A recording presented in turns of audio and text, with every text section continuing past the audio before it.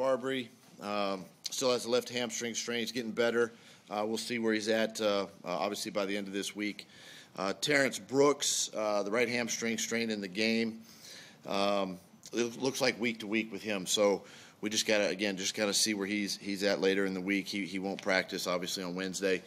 Camus is still right hamstring, still nursing that. We're going to put him through a few more drills today and see where he's at.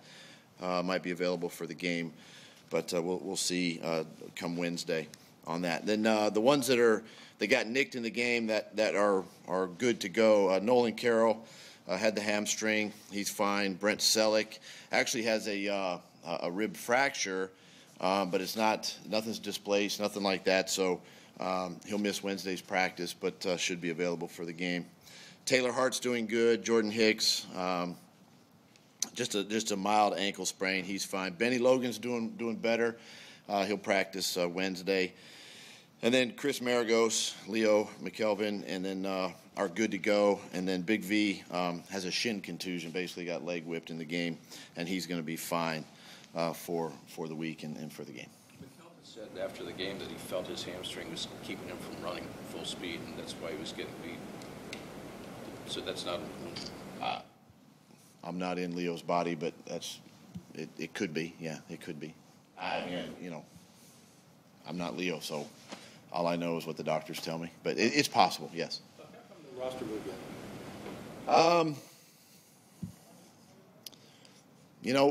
It was late in the week, last week. We felt comfortable going into the game with what we had, and I know offensively with Bryce, we were good there, so didn't feel the need. You mentioned that Ryan Matthews was still your guy last week, but the numbers certainly don't look like he's the guy right now. Is Darren Sproles the lead back for this team? Well, right now, yeah, by stats and by what you're seeing, I would say that Darren is the number one back right now. Ryan is still a big part. You saw the touchdown run he had yesterday, and Kenyon had a nice run. Wendell had a nice run, so it's still a little bit of the running back by committee. Obviously, we haven't hung our hat on one guy, but we tend to lean more towards Darren Sproles. It's hard to take him off the field right now. Is 80% too much moving forward? That's how many snaps Darren got. Darren, yeah. I mean, that's a lot. I mean, we talked about it coming out of the Dallas game, and just got to make sure we're doing the right thing. Make sure with Darren is just keeping him, keeping him available, especially as the season wears on. Keep him healthy and keep him going. Do you feel like you ran the ball enough yesterday? Well, 21 attempts if you take Carson's 4 out of it. Probably could run a little bit more. Obviously, in each one of these games, you get yourself into a 14-0 hole right away, and you feel like sometimes you got to kind of press and get it all back in one play. I did feel like we were effective in the run game. Some of the things we did, we just watching the tape again this morning, we just missed on a couple of blocks and a couple of assignment errors and things we got to clean up this week. In general, do you feel like you're not running enough? You talked about limiting Carson to 35. Yeah, and I know it's a good question. I would love to run the ball more. Obviously, I think it does help Carson, where you're not putting everything, the whole game, let's say, on his shoulders. And that's a full, that's the run game. We do a lot in the run game. We ask Carson to do a lot with the RPO things, with the read options, making some checks there. So, I think going forward, yeah, probably should rely on the run just a little bit more. McKelvin was saying that he came out in the second quarter because, you guys have a rotation now at cornerback. Is that something new, and is that also because, Jalen Mills, or is that because of McKelvin? Well, it really started when Ron Brooks, got hurt, and we didn't have him. So now we're having to. You see that nickel spot. Malcolm's been down in there a little bit, and we've had Jalen in there, and then obviously understanding where Leo's at right now with his injury. Just kind of keeping everybody fresh and keeping everybody as healthy as you can, not only during the course of the game, but during the remainder of the season. When Carson has missed receivers or thrown interceptions, generally it's been balls that sail high on him. This is something we've seen since the spring. You guys changed some of his mechanics since then. Is it still a byproduct of that, or is there something else that's bothering you? No, a couple of those two picks early in the football game. Obviously, he had pressure on one, and he was trying to throw it actually to DGB. I think it was the second pick. The first one, again, just sailed high. He was out of the pocket, which I felt like he didn't have to move. He could have stayed right there in the pocket and delivered the football. But those aren't necessarily mechanical things as they are just the way he reacted to a little bit of color or pressure in the pocket. So how do you feel about your Go ahead, Fish. So it's pressure that's affecting him.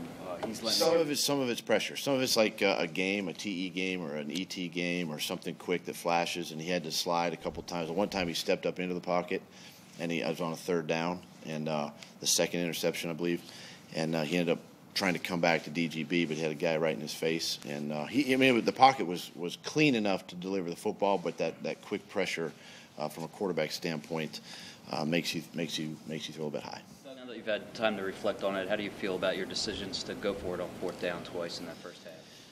You know what? I still feel strong about those. I think the decisions to go for it just shows confidence and belief in the guys at that time. I felt like we were moving the ball, and again at the end of the day, when you look at it, we had more opportunities in this game.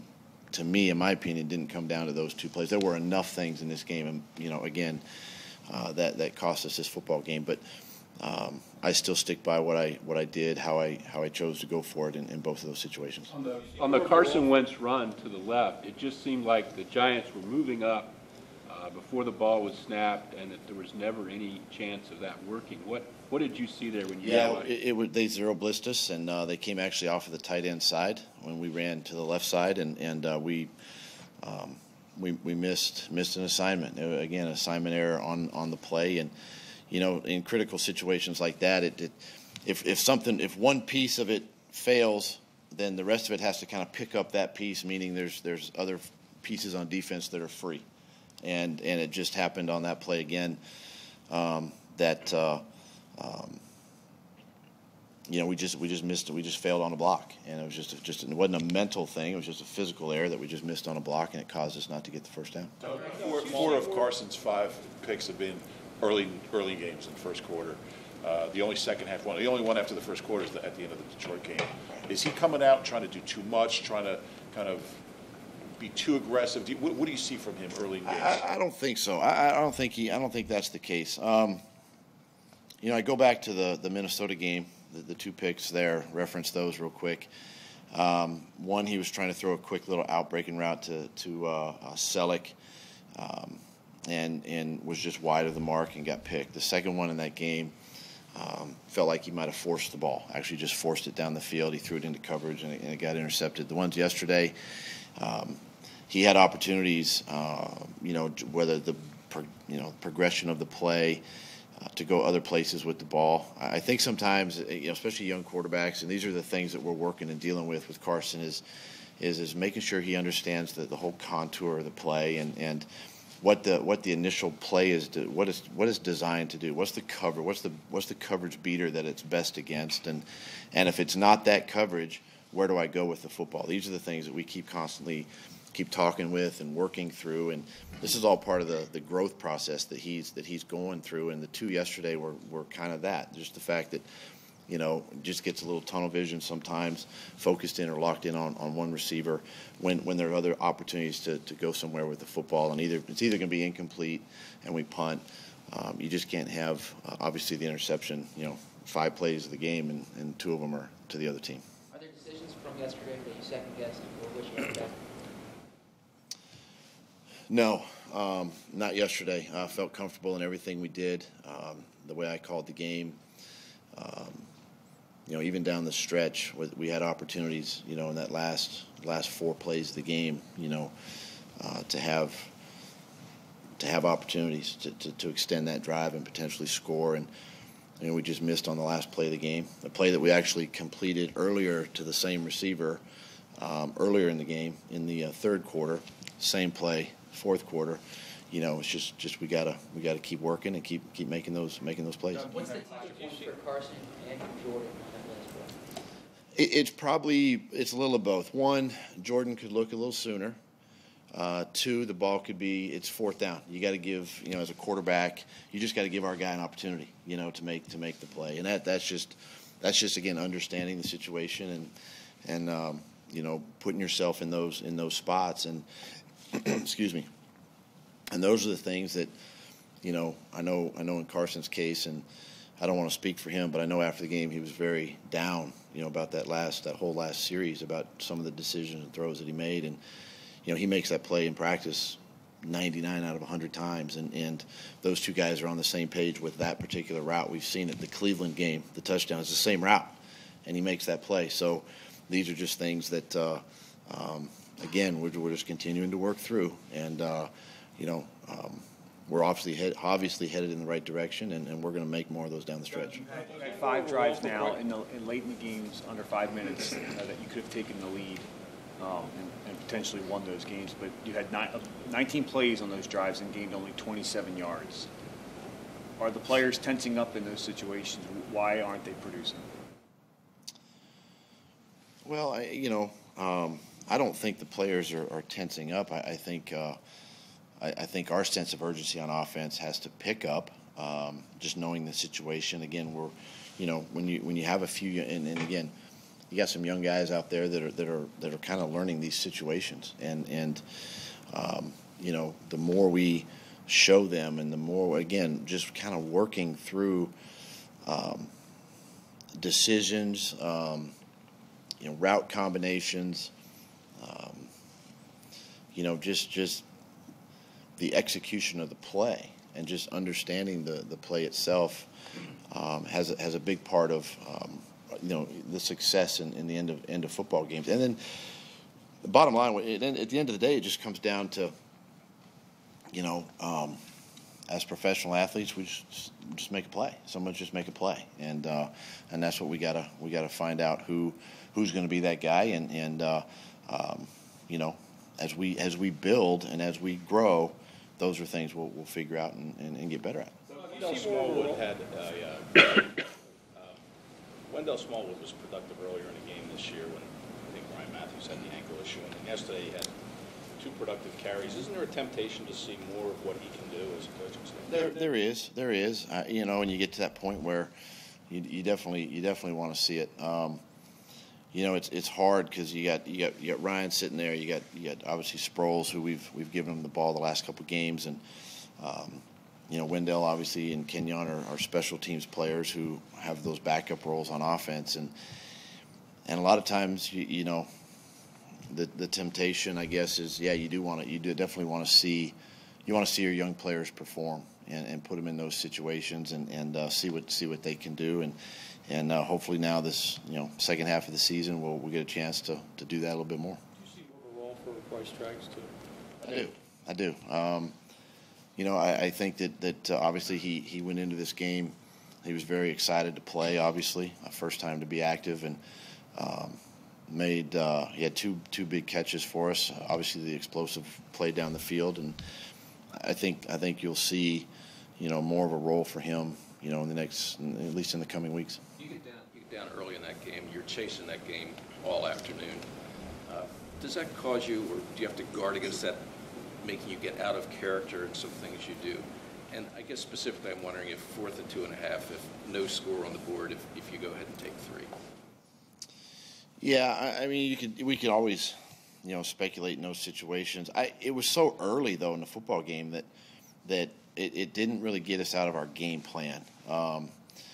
Again, even down 14, there was no panic. I mean, there was just the eagerness actually offensively to get back out on the field and just sort of right the ship at that time. I mean, you put your defense in a bind early in that game. Something you can't do.